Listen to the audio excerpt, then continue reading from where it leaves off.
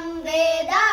पुष्पवान् प्रजावान् पशुमान् भवति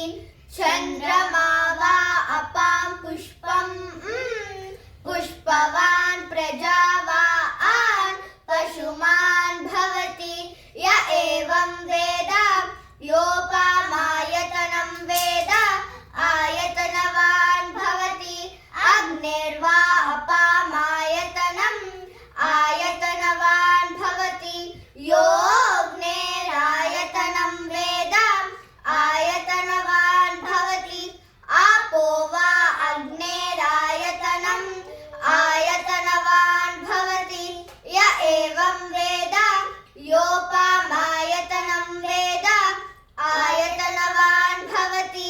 वायुर्वा अपामायतनम् आयतनवान् भवति यो वायोरायतनं वेद आयतनवान् भवति आपो वै वायोरायतनम् आयतनवान् भवति य एवं वेद योपमायतनं वेद आयतनवान् भवति असौ वै तपन्नपामायतनम्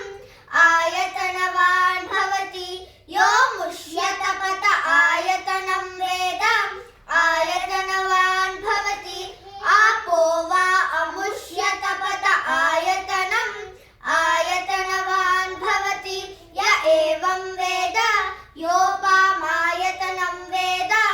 आयतनवान् भवति चन्द्रमा वा आपामायतनम्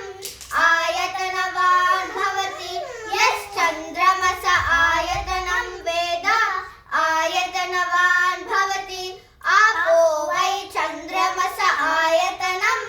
आयतनवान् भवति य एवं वेद योपमायतनं वेद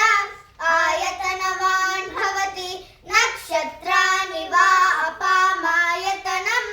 आयतनवान् भवति यो नक्षत्राणाम् आयतनं वेद आयतनवान् भवति आपो वै नक्षत्राणाम् आयतनम् आयतनवान् भवति य एवं वेद